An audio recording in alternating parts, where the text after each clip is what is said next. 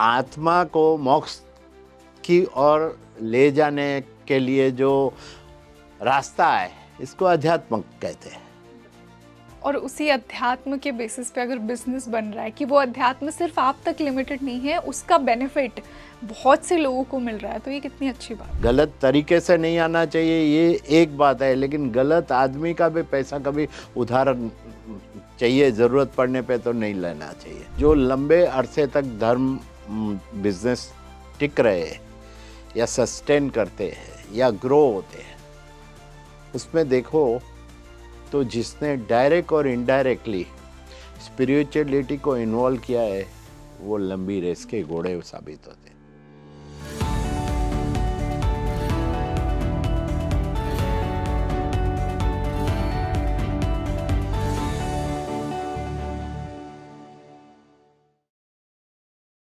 Hello and welcome back to Speaking Tree, और मैं हूं आपके साथ रंगोली शर्मा। दोस्तों, आज का पॉडकास्ट उन लोगों के लिए है जो ये बिलीव करते हैं कि वो एक 9 to 5 जॉब के लिए नहीं बने। उन्हें खुद का कुछ बिल्ड करना है, उन्हें खुद का बिजनेस बनाना है। आज हम बिजनेस को समझेंगे, लेकिन एक स्पिरिचुअल एंगल से, स्पिरिचुअलिटी से। कैसे आप अपने बिजनेस में स्पिरिचुअल वैल्यूज लेकर आ सकते हैं। देखिए, अध्यात्म, स्पिरिचुअलिटी को सिर्फ खुद तक लिमिट मत कीजिए, उसे अपने वर्क में लेकर आइए, उसे अपने बिजनेस में लेकर आइए, और फिर देखिए वो बिजनेस या वो वर्क जिसकी फाउंडेशन कुछ स्पिरिचुअल वैल्यूज हैं, वो कितना एक्सपैंड करेगा। तो जुड़े रहिए मेरे साथ इस पॉडकास्ट के एंड तक, क्योंकि बहुत ही इंटरेस्टिंग आज का ये डिस्कशन होने वाला है। और इसी बेहतरीन डिस्कशन के लिए आज हमारे साथ एक बेहद ही खास मेहमान जुड़े हैं, जो कि चेयरमैन हैं वी ट्रांसपोर्ट इंडिया लिमिटेड के, जो कि एक लीडिंग ट्रांसपोर्ट और लॉजिस्टिक्स सर्विस प्रोवाइडर कंपनी है इंडिया में। और अशोक जी अपनी सक्सेस, अपने बिजनेस की सक्सेस का क्रेडिट अपनी स्पिरिचुअल वैल्यूज को देते हैं। अगर उनकी लाइफ में स्पिरिचुअलिटी नहीं होती तो वो एक इतना अबंडेंट बिजनेस शायद क्रिएट नहीं कर पाते, ये उन्हीं का कहना है। सर, बहुत बहुत स्वागत है आपका स्पीकिंग ट्री पर। Thank you very much. तो सर, जैसा कि मैंने हमारे दर्शकों को बताया कि आज हम अध्यात्म, स्पिरिचुअलिटी की बात करने वाले हैं बिजनेस को लेकर। एंटरप्रेन्योर्स के लिए आज का ये पॉडकास्ट बहुत बेनिफिशियल होने वाला है। जो भी इंसान कभी अपना कोई बिजनेस ग्रो करना चाहता है, उसके लिए बहुत ही बेनिफिशियल होगा। लेकिन उससे पहले कि हम ये समझें कि बिजनेस में स्पिरिचुअलिटी का क्या रोल है, कैसे स्पिरिचुअलिटी हेल्प करेगी आपके बिजनेस को ग्रो करने में, उससे पहले मैं आपकी स्पिरिचुअल जर्नी को थोड़ा समझना चाहूँगी, मेरे लिए भी और हमारे दर्शकों के लिए भी, कि आप एज अ स्पिरिचुअल एंटरप्रेन्योर कैसे आपने खुद को जाना कि स्पिरिचुअलिटी को आपको अपने बिजनेस में इंक्लूड करना है, और कैसे इसने आपके बिजनेस को ग्रो करने में हेल्प किया। सबसे पहले नमस्कार और थैंक यू वेरी मच कि आपने मुझे आज मेरे विचार व्यक्त करने की स्पीकिंग ट्री में जो मौका दिया है, उसके लिए आभारी हूँ। Our pleasure sir. अभी मैं एक बात बता सकता हूँ कि मेरे डीएनए में कहो कि स्पिरिचुअलिटी आई, क्योंकि मेरा जन्म जब भी हुआ उससे पूर्व मेरी मदर का एक संसार छोड़ के साध्वी बनने का इरादा था, तो वो डीएनए में आया। और बचपन से जो परवरिश हुई, उसमें भी हर पहलू में धर्म को जोड़ा गया था। तो बचपन से ये माहौल में हम बड़े हुए। और पिताजी ने पहले 1947 से ट्रांसपोर्ट का बिजनेस स्टार्ट किया था, जो लोकल में चल रहा था। और जब भी उन्होंने देखा कि कम्युनिटी के या एसएमई के जो पेन पॉइंट उनको जानने मिले, तो उन्होंने प्रेरणा दी कि आप इंटर स्टेट बिजनेस स्टार्ट करो। ओके। तो इंटर स्टेट बिजनेस स्टार्ट करने के टाइम पिताजी और चाचा जी ने मिलकर स्टार्ट किया था 1958 में। उस टाइम उन्होंने सबसे पहले एक मतलब सौगंध ली थी कि हम अपना बिजनेस करेंगे वो जैनिज़्म के हिसाब से करेंगे। मतलब जैन धर्म हमारा है, हम जैन हैं, तो जैन धर्म को आगे रख के हम उसके पीछे चलेंगे। मतलब जैन धर्म को आगे रखने में मैं उसमें अहिंसा, सत्य, ये सब चीज़ें आ जाती है कि एथिक्स, वैल्यू, ये सब।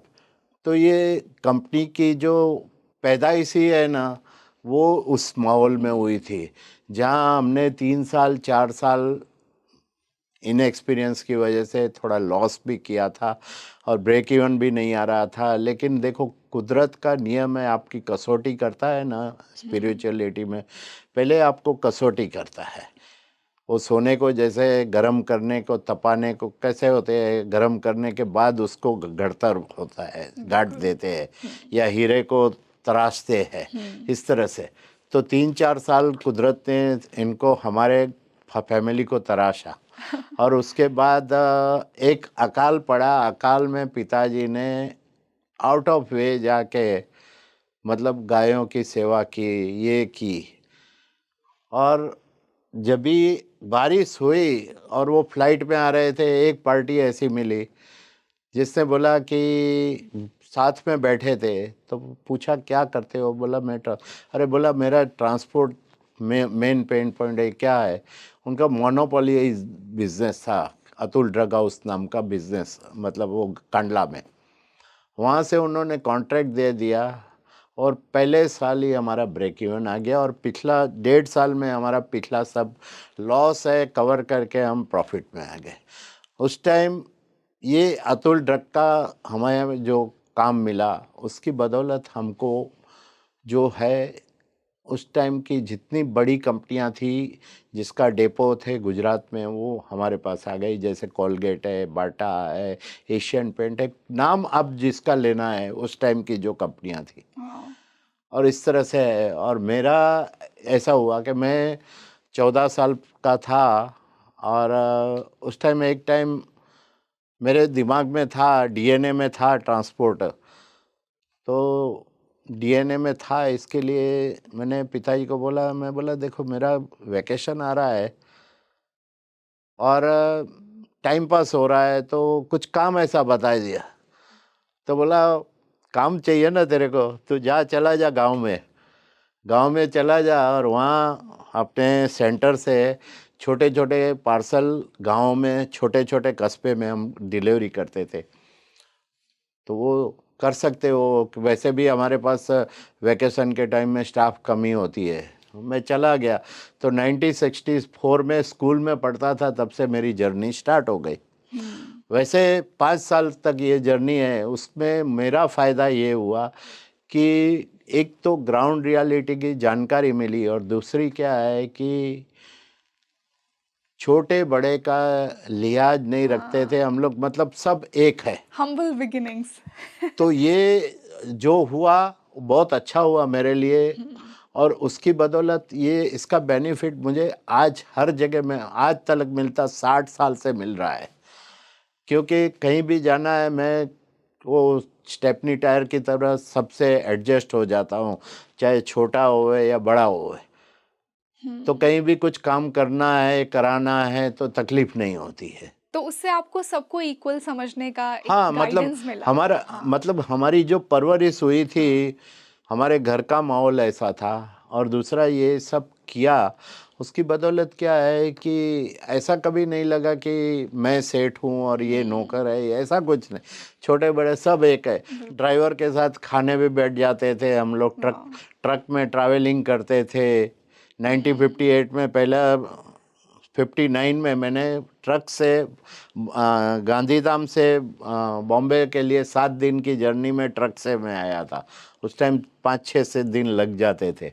बिल्कुल, वो सर कहते हैं ना कि यूनिवर्स या फिर God yes, they respond to your energy and intentions. Yes, yes, yes, तो अगर हमारा इंटेंशन इतना प्योर है सबको लेकर, सही बात तो है। डेफिनेटली वो हमारी लाइफ में आती है, वो अबंडेंस। और इससे मतलब ये बिल्ट हुआ या कुछ करना पड़ा नहीं, ये सब नेचुरल वे से हो गया है। हाँ। घर का माहौल, परवरिश, ये सब ने अपना अपना रोल किया है। बिल्कुल, तो जो आपकी वैल्यूज थी, स्पिरिचुअल वैल्यूज थी, उन्होंने बहुत कंट्रीब्यूट किया आपके बिजनेस की यस, फाउंडेशन में। मतलब फादर ने जो, जब भी कंपनी स्टार्ट की थी ना, उस टाइम ही कहा था कि जैनिज़्म को आते, जैनिज़्म को मतलब अहिंसा, उसके बाद आता है एथिक्स, वैल्यू, सत्य, इक्वलिटी, ये सब आ जाता है ऑटोमेटिक। बिल्कुल। और वैसे भी देखने जाओ ना, स्पिरिचुअलिटी मतलब क्या है, आध्यात्मक, हमारे हिंदी में बोलते हैं आध्यात्मिक। आध्यात्मक मतलब क्या है, आत्मा, आत्मा का अंतिम मुकाम क्या है? तो मोक्ष है। यस। तो आत्मा को मोक्ष की ओर ले जाने के लिए जो रास्ता है, इसको अध्यात्म कहते हैं। बिल्कुल।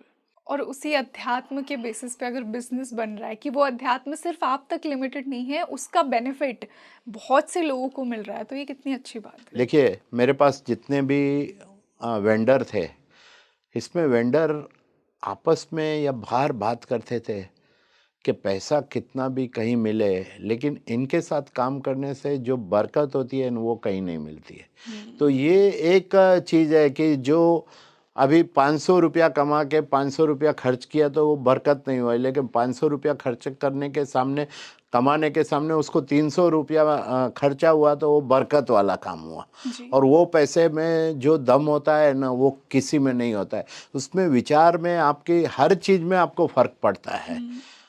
और हमने तो यहाँ तक ये केयर लिया है कि कभी भी कोई गलत आदमी से पैसा नहीं आवे, ये हम सोचते हैं। गलत तरीके से नहीं आना चाहिए, ये एक बात है, लेकिन गलत आदमी का भी पैसा कभी उधार चाहिए, ज़रूरत पड़ने पे तो नहीं लेना चाहिए। वाह। ये हमने अनुभव किया है। जब भी मैंने एक जगह ली थी तो उसमें कुछ 40-50 लाख की कमी पड़ रही थी। तो मैंने मेरे दोस्तों से 97 96 97 की बात है, मैंने दोस्तों से बात की तो सब ने बोला नहीं है, नहीं है, नहीं है। फिर एक बंदा बोला कि भाई फलाने आदमी है, उसको आप फ़ोन करेंगे तो विदिन 12 आवर्स आपको पैसा मिल जाएगा। और मेरे मुंह से निकल गया, मुझे इसका पैसा नहीं चलता है। क्यों? बोला क्यों? मैं बोला ये चीटिंग का पैसा है, ये गलत तरीके से कमाया वो पैसा। और ये बात करने के बाद विदिन 6 आवर्स मुझे एक दोस्त का फ़ोन आ जाता है कि आपकी हेल्प चाहिए। मैं बोला क्या है, बोल ना। बोला मेरे पास 20 लाख पड़ा है और मैं गांव जाना पड़ता है अर्जेंसी में, आपको संभाल लें 1 महीने के लिए, और मुझे ज़रूरत पड़ेगी तभी लेऊंगा। मैं बोला वाह। ठीक है। वैसे करके शाम तक जितना कमी पड़ता था उतना आ गया। कितना ये कुदरत ने मिराकल। हाँ, ये है ये ना। कुदरत ने हमारा परीक्षण किया। Wow. And you passed it.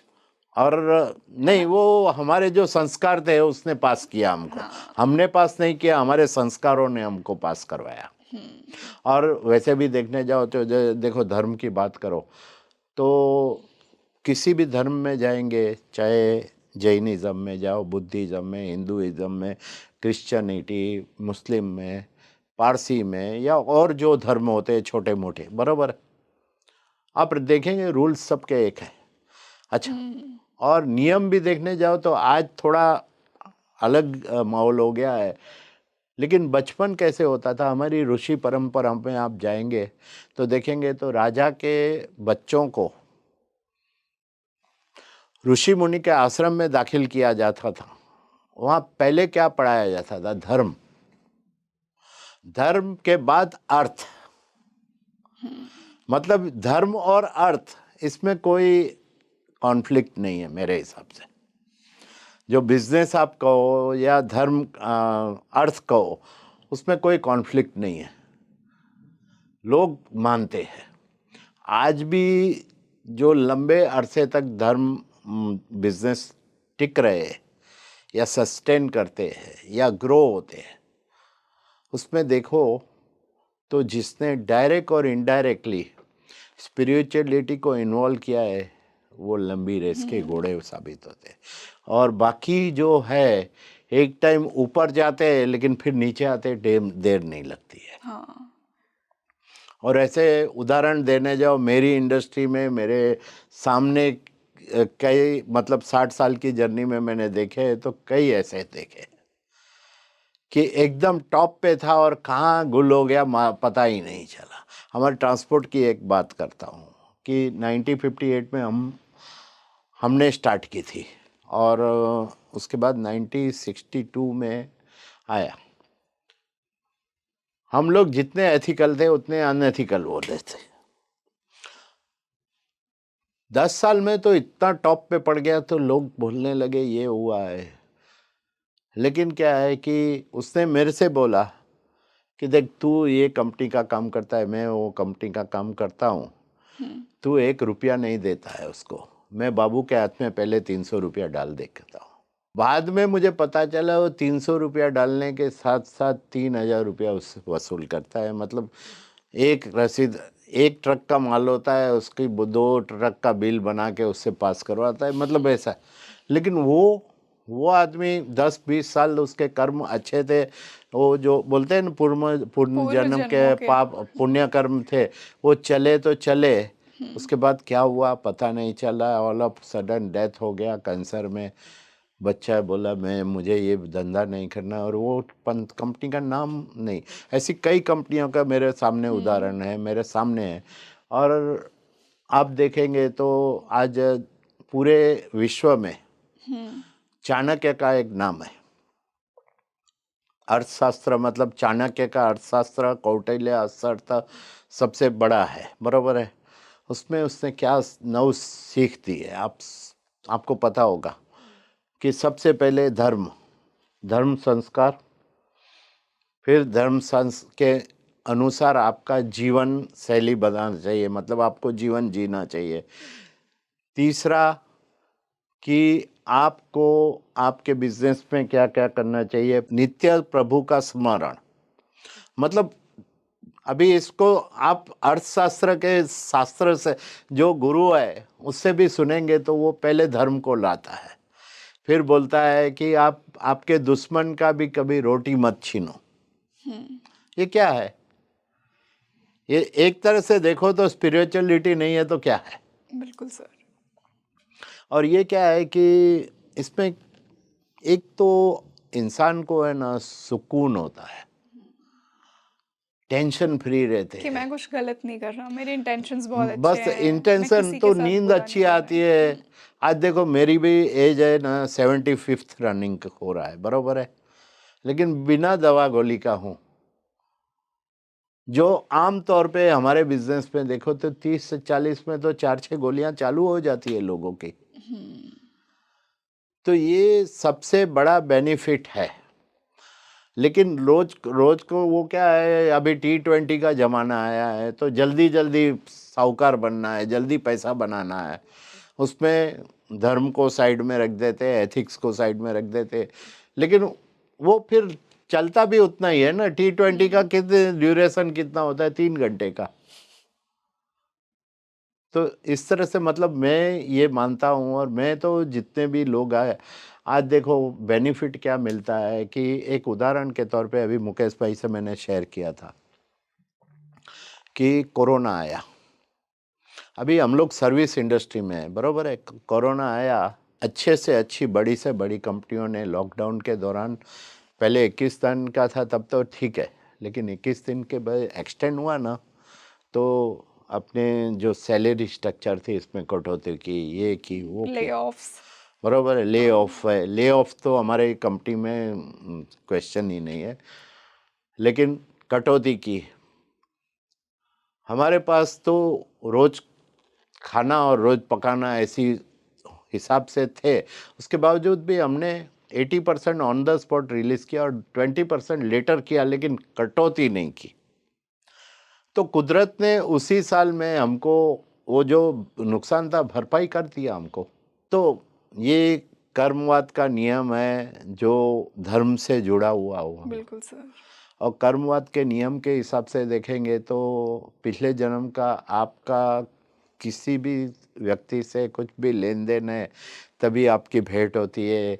अच्छा, अगले जन्म का अच्छे रिलेशन है तो अच्छे टर्म्स में मिल सकते हैं, नहीं होता है तो अच्छे से, मतलब अलग टर्म्स में मिल सकते हैं, मतलब मिलना होता है।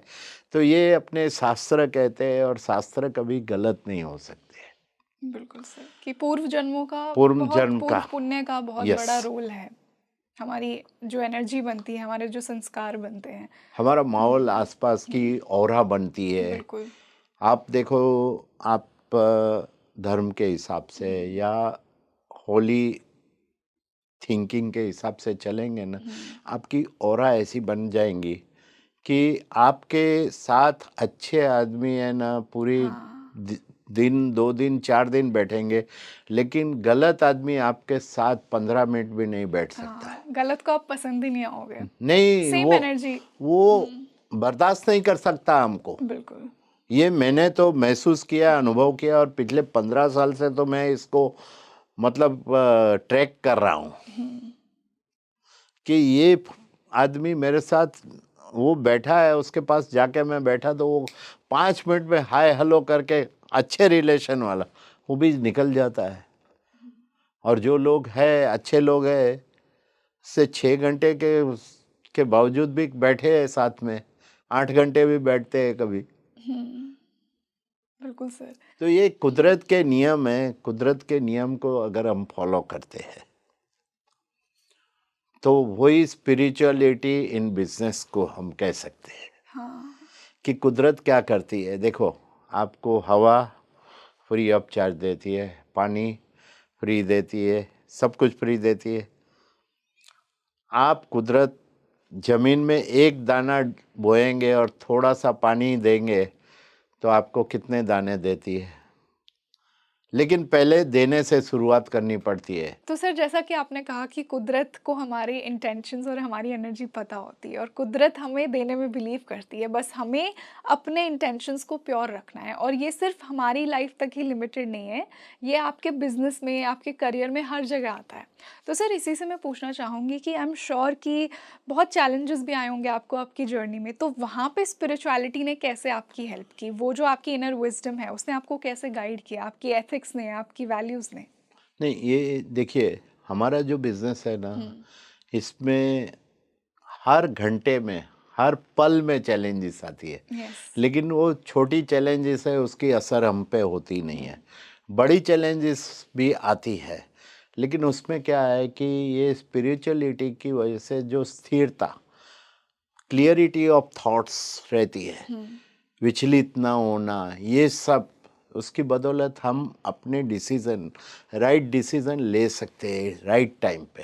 बिल्कुल। और राइट टाइम पे जब भी डिसीज़न लिया जाता है तो मेरा ये अनुभव है कि 10 डिसीज़न आप राइट टाइम पे ले लेते हैं राइट दिशा में, तो एक आध गलत हो सकता है, नहीं हो सकता है वो नहीं, बाकी 9 उसका बेनिफिट आपको मिल सकता है। तो सर आप ऐसा कोई इंसिडेंट अपनी जर्नी से जो हमारे साथ शेयर हाँ, करना तो चाहेंगे? मैं ये कह सकता हूँ कि 1977 में मेरी 27 साल की उम्र थी। उस टाइम मुझे एक दिन अचानक मेरे चाचा ने बुलाया कि कल से तेरे को संभालना है कंपनी का बागडोर। हम्म। तो मेरे से बड़े चाचा, मेरे से मतलब और 2 चाचा थे, एक राजकोट में थे, एक बॉम्बे में थे। तो मैं बोला चाचा, बोला चाचा को तू ऑफर करना, अभी इट्स बिटवीन यू एंड चाचा, अच्छा। मैं तेरे को बागडोर दे के जाता हूँ, मैं आज से रिटायर हो रहा हूँ। ऑल ऑफ सडन, अगला कोई प्लान नहीं था। मैंने दूसरे दिन चाचा को पूछा, अरे बोला नहीं, तू मेरे से बेहतर संभालेगा, तू ही संभाल। ठीक है।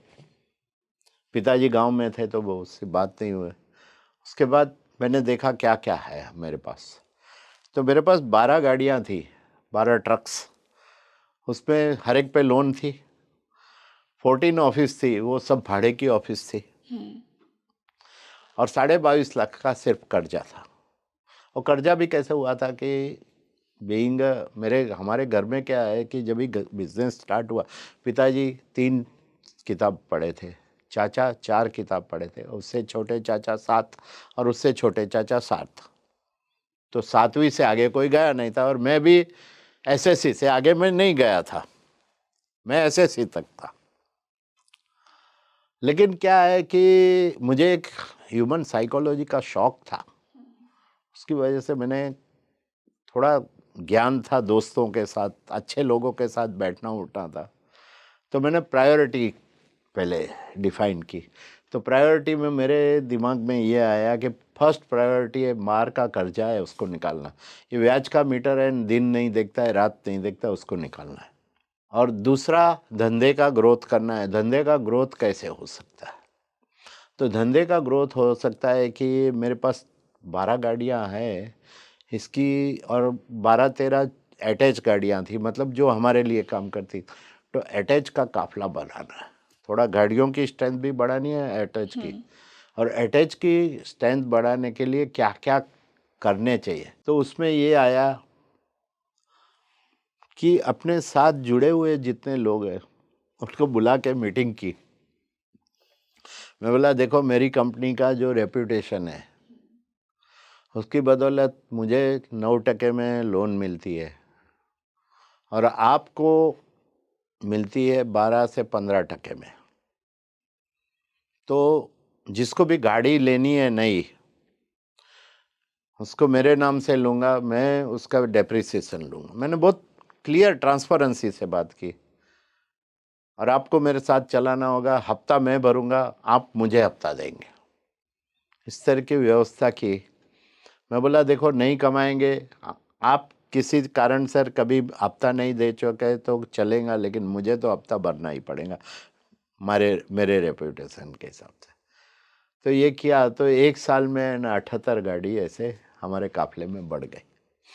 और एक उस जमाने में एक गाड़ी हमारे पास फुल टाइम अटैच रहती थी ना, तो 5 से 8 हज़ार का बिजनेस हमको मंथली प्रॉफिट देती थी, नेट प्रॉफिट। तो वो प्रॉफिट बढ़ते गया और 1981 तक तो मैंने जो बार का कर्जा था हटा दिया।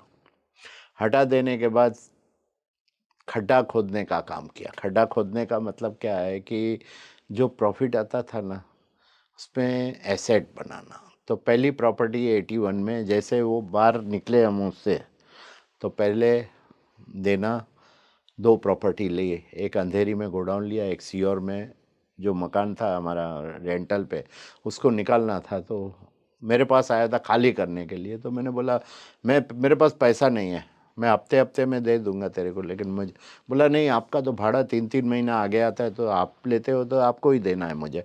तो उसने जो भाव किया दे दिया। तो इस तरह से 95-96 तक काफ़ी, मतलब बॉम्बे गुजरात रोड पे देखने जाओ तो जितनी ऑफिसेस थी उसमें से 90% हमारी जो ऑफिसेस थी ओनरशिप हो गई और सब किस्तों में पैसा दे के की।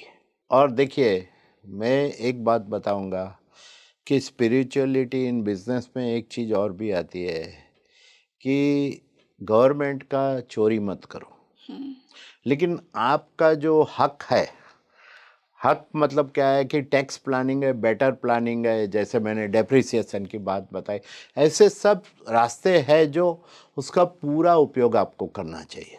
कच्चे पक्के का काम करने की जगह पक्के का काम करो, लेकिन जो रियायतें दी गई है वो आप सबसे इंटरेक्शन करो, 10 लोगों से सलाह लेके ये कर सकते हो।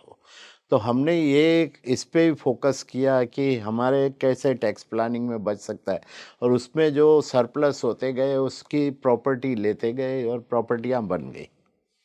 और साथ में पैरेलल ट्रक्स का काफ़िला भी बढ़ता गया, लेकिन हमने अपना काफ़िला बढ़ाने की जगह पे हमारे पास अटैच जो वेंडर थे उनका काफ़िला बनाया।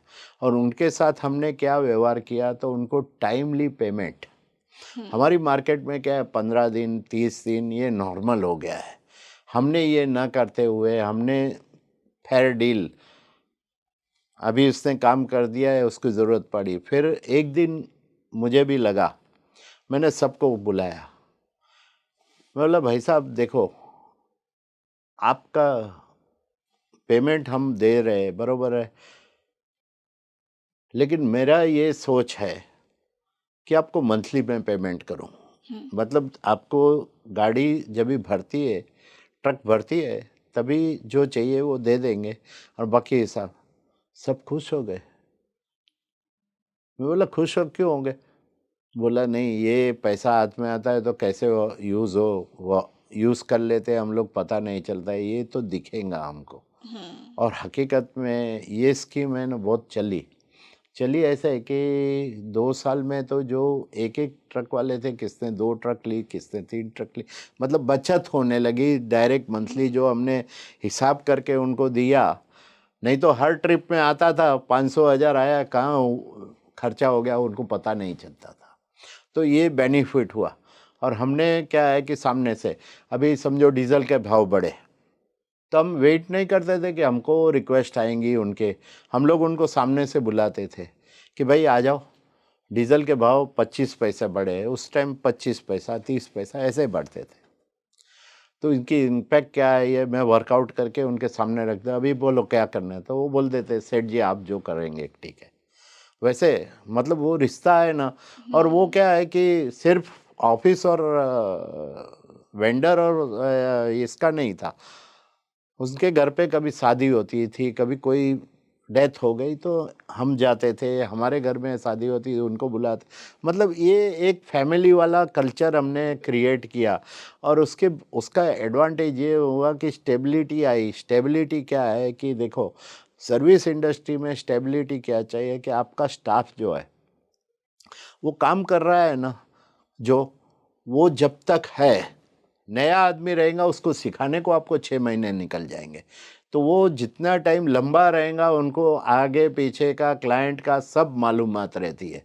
तो उसकी बदौलत क्या है कि कंफर्ट लेवल है क्लाइंट की या स्टाफ की, सबकी अच्छी रहती है, उसको कुछ बताना नहीं पड़ता है।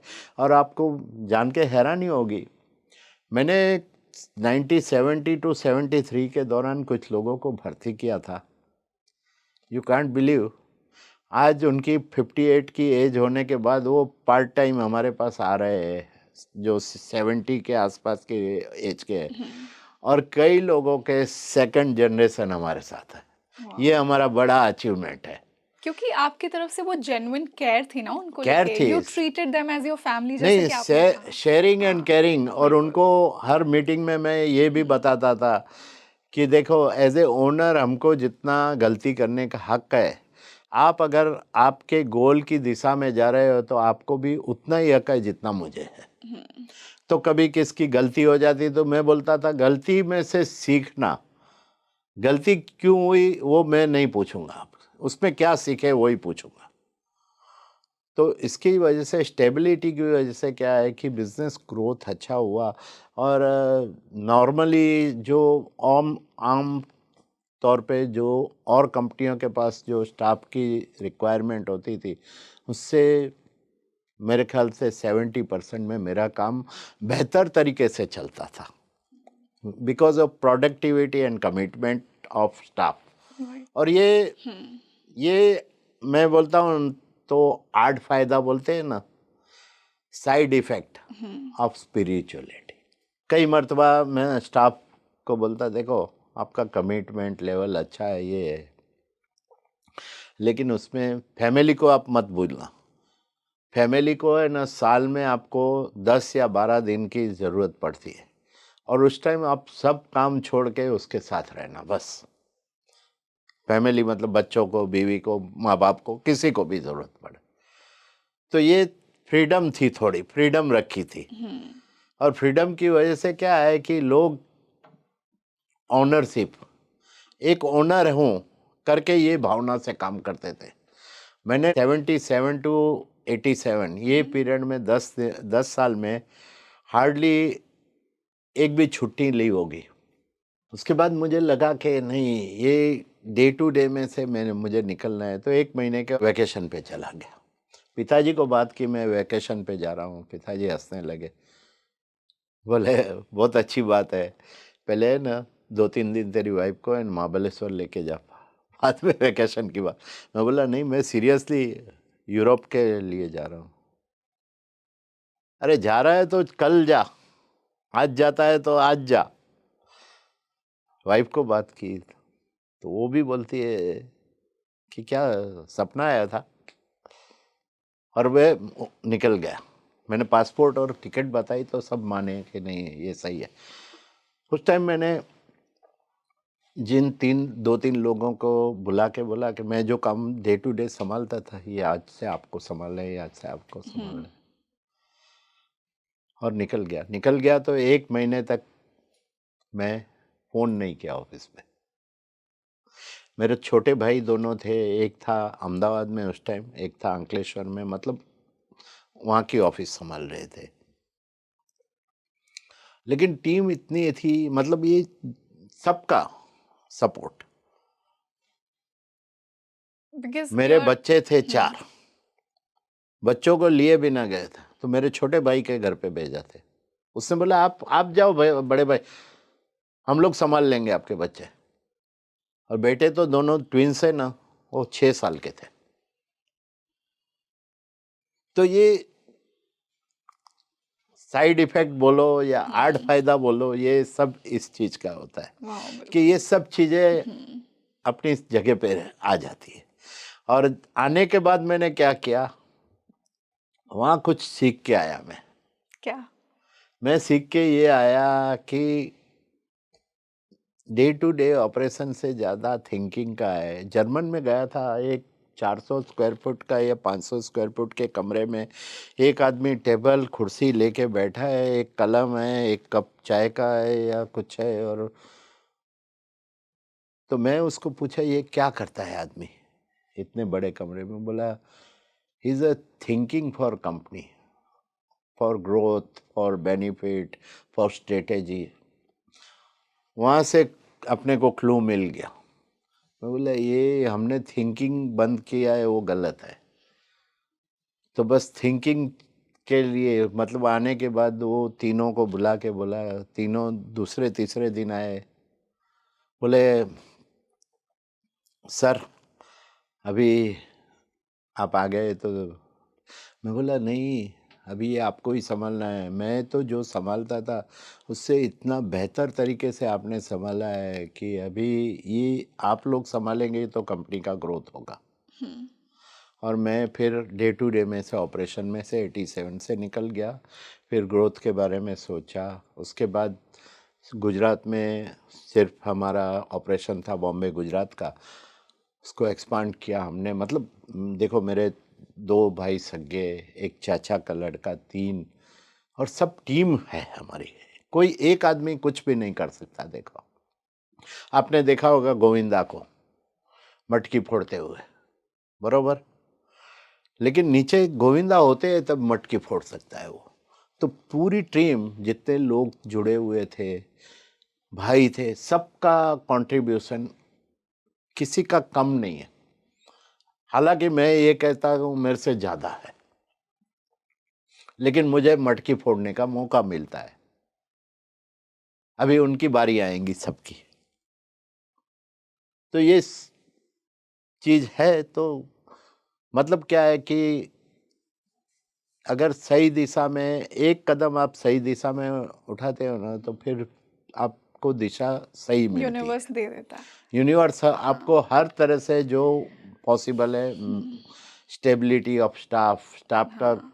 क्या है, मतलब सबका, मतलब ये सब साथ काम के बाद कई मर्तबा पिकनिक पे जाते हैं। ये है हमने 50 ईयर्स जब ये किया था सर, तो मैं पूरे देश में घुमा था हर जगह, और हर एक की फैमिली को हमने बुलाया था।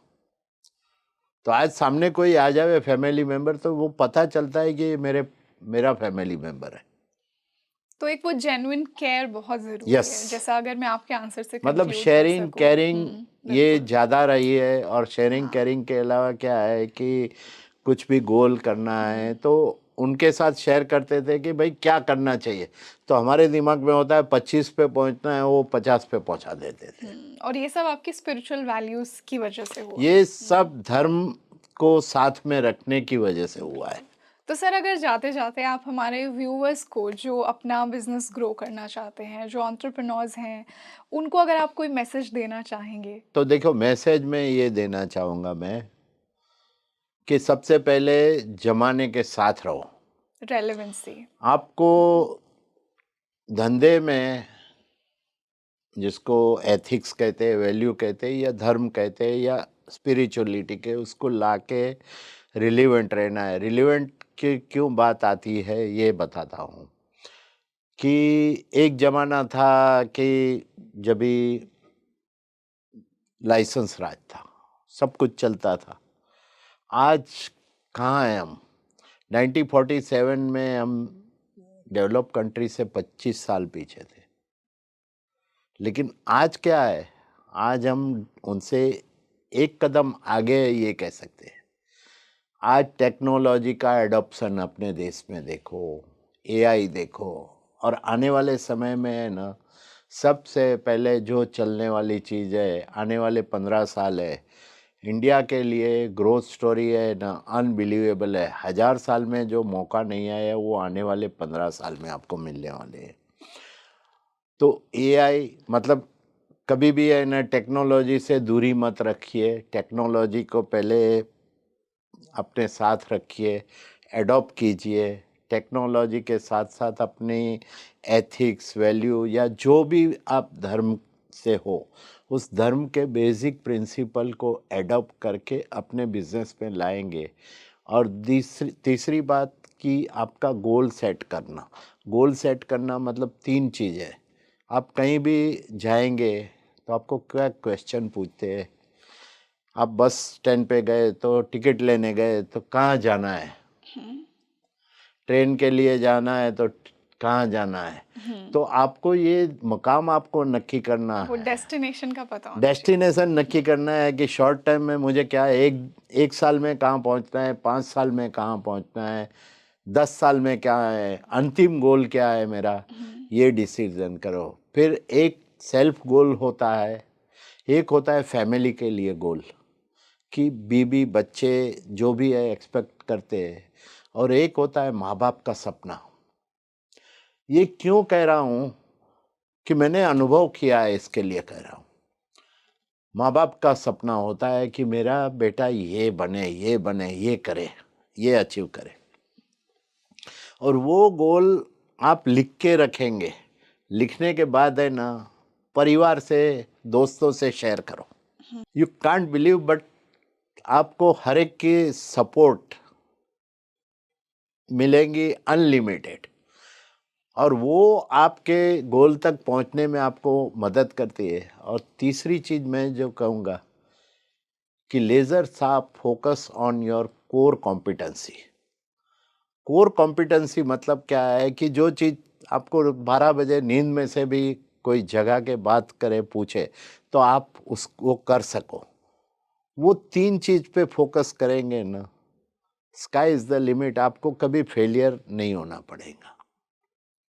हाँ, उतार चढ़ाव जरूर आएंगे। कोई भी बिजनेस में, कोई बिजनेस यूनिवर्स में ऐसा नहीं है कि जिसमें उतार चढ़ाव नहीं आते हैं। लेकिन उतार जो होता है वो टेम्परेरी होता है, चढ़ाव फिर, जैसे वो दौड़ने वाला भी थोड़ा पीछे हटके फिर भागता है तो जो दौड़ रेस का घोड़ा साबित होता है। तो इस तरह से हो सकता है। तो देखो, कहीं भी वेंडर हुआ, आपके साथ जुड़े हुए वेंडर हो गए, उनसे कभी बेईमानी या चीटिंग मत करो। उनका पेमेंट समय से दो, कभी भी काट कूट की बात नहीं करो। हाँ, बरोबर।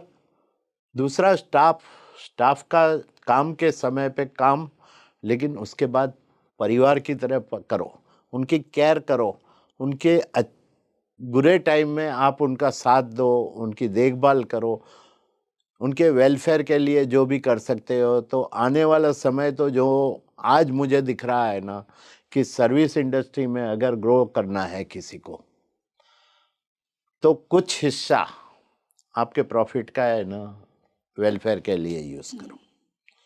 ये सब करेंगे तो जो डेस्टिनेशन, जो आखिरी पड़ाव है आपका, उसमें पहुंचने में आप समय से पहले पहुंच सकते हैं। और दूसरी बात, यहाँ से जो लर्निंग, लर्निंग के बाद अर्निंग हुआ है, उसके बाद क्या करना है, सोसाइटी को रिटर्निंग। Very important. जैसे कुदरत हमको फ्री में सब देती है, ये भी हमको कुदरत दे रही है, तो उसको वापस करो। क्योंकि अपनी ज़रूरत है वो लिमिटेड रहने वाली है। किसकी 5 लाख रुपया हुआ, किसकी 15 लाख रुपया, किसकी 20 लाख रुपया। सात्विक जीवन आपको जीना है तो उससे ज़्यादा नहीं चाहिए। और कुदरत है ना, आप पे एक छप्पर फाड़ के देने वाली है।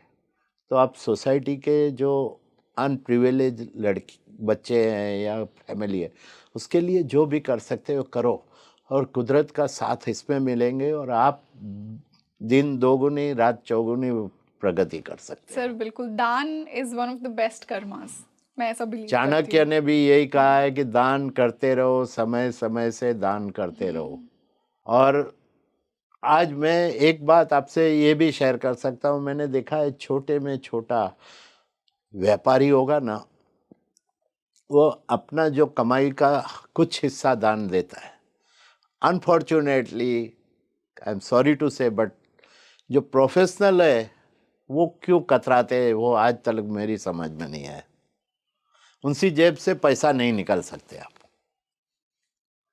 क्योंकि उनके अंदर वो स्पिरिचुअल भाव नहीं है जो आज नहीं, हमने डिस्कस वो किया। तो वो, और बच्चों को भी मैं तो यही कहूँगा कि बच्चों को है ना, एक तो अपने बिजनेस के बारे में अच्छाइयाँ बताते रहो और उनको अपने धर्म के साथ जोड़ो। और अगर धर्म के साथ जोड़ा ना तो आपकी 80% प्रॉब्लम सॉल्व हो सकती है। मैं तो यही आखिर में कहूँगा कि धर्म कहो या बिजनेस कहो, दोनों एक सिक्के के पहलू, दो बाजू है। एक तरफ धर्म है, एक तरफ अर्थ है।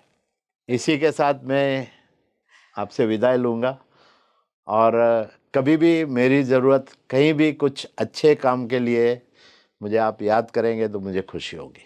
बिल्कुल sir, definitely. So thank you so much sir, इतने इंसाइटफुल डिस्कशन के लिए। आज इतने वर्ड्स ऑफ विजडम हमें आपसे मिले, आपकी स्पिरिचुअल जर्नी से मिले, कैसे आपने अपने बिजनेस को वहाँ पहुँचाया जहाँ पर वो है, और आपके अध्यात्म का, आपकी वैल्यूज़ का बहुत बड़ा कंट्रीब्यूशन है इसमें। सो आई होप हमारे दर्शकों को आज के पॉडकास्ट से बहुत कुछ जानने को मिला। दोस्तों, आज का पॉडकास्ट थोड़ा सा अलग था, बट बहुत इम्पॉर्टेंट भी था कि उस मुकाम तक पहुंचने के लिए हमें खुद को कैसे एक अच्छा इंसान बनाकर रखना बहुत ज़रूरी है। देखिए, बहुत सारे लोग जो बहुत सक्सेस आ भी जाती है तो वो बौखला जाते हैं उससे, उन्हें उसे बैलेंस करना नहीं आता। तो ये भी बहुत ज़रूरी है, और स्पिरिचुअलिटी का बहुत बड़ा रोल है आपको बैलेंस करने में, आपके अंदर गुड इंटेंशंस को लाने में, आपके अंदर वो दान की, वेलफेयर की, दूसरों की केयर की भावना लाने में।